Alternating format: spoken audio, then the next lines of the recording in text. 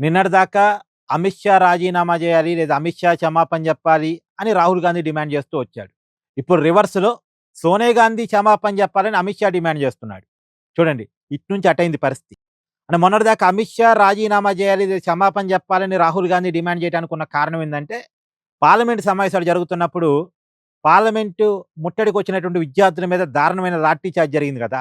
ఆ లాఠీ చార్జీకి కేంద్ర హోంశాఖ మంత్రిగా అమిత్ షా నైతిక బాధ్యత వహిస్తూ క్షమాపణ చెప్పాలి, లేదా రాజీనామా చేయాలనేది రాహుల్ గాంధీ చేసిన డిమాండ్. ఈ డిమాండ్ వల్ల పార్లమెంటు సజావుగా కూడా జరగలేదు నిజానికి. సరే, అది మొన్నటిదాకా జరిగింది.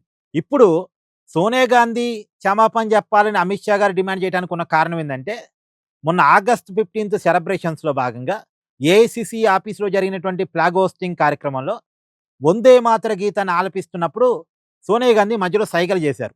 ఆ వీడియో కూడా వైరల్‌గా మారింది. ఆ సైగలు వందే మాతర గీతాన్ని సగంలో ఆపేయమని అనేది బీజేపీ వాళ్ళ వర్షన్. దానికి సోనియా గాంధీ క్షమాపణ చెప్పాలి అని.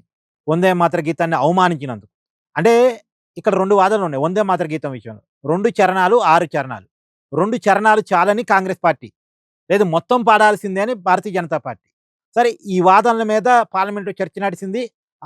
బీజేపీకి బలం ఉంది కాబట్టి 6 చరణాలు పాడాల్సిందే అని చెప్పేసి పార్లమెంట్ ఆమోదంతో కేంద్ర హోంశాఖ ఆర్డర్ జారీ చేసింది. ఇప్పుడు ఏ పార్టీకి ఏ భిన్నాభిప్రాయాలు ఉన్నప్పటికి కూడా ఒకసారి చట్టంగా మారిన తర్వాత, పార్లమెంట్ ఆమోదం లభించిన తర్వాత చట్టాన్ని ఫాలో కావాల్సిందే. ఇప్పుడు వందే మాతర గేయాన్ని పూర్తిగా ఆలపించాల్సిందే, పూర్తిగా రెస్పెక్ట్ చేయాల్సిందే. లేదు మా వాదన 2 చరణాలే, రెండే పాడతాం, రెండిటిని మేము గౌరవిస్తాం అంటే కుదరదు. సోనియా గాంధీ వందే మాతర గేయాన్ని మధ్యలో ఆపేయాలని అన్నారు అనేది వివాదం ఇప్పుడు. కానీ కాంగ్రెస్ పార్టీ మాత్రం కవర్ చేసుకుంటుంది. మేము అలా అనలేదు, సోనియా గాంధీ అలా అనలేదు. అక్కడ ఆమె చేసిన సైగ ఏందంటే, వందే మాతర గేయం వస్తుంటే ఖర్గే గారికి కుర్చీ ఇవ్వమని అడిగిందంట. అలా సైగ చేసిందంట. ఏవండీ, కవర్ చేసుకునేటప్పుడైనా ఒక ఒక విషయాన్ని ఆలోచించాలిగా. వందే మాతర గేయం ఆలపిస్తున్నప్పుడు ఖర్గే గారికి కుర్చీ వేయమని సోనియా గాంధీ ఎలా సైగ చేస్తారండి అసలు? జనగణమన పాడుతున్నప్పుడు, ఆలపిస్తున్నప్పుడు, లేదా వందే మాతర గేయాన్ని ఆలపిస్తున్నప్పుడు సైలెంట్‌గా నించొని తమ రెస్పెక్ట్‌ని ఆ గేయాలకి తెలియాలి. అంతేగాని సైగలు చేయటం, మాట్లాడటం, ఆపేయమని చెప్పటం ఇది కరెక్ట్ కాదు కదా!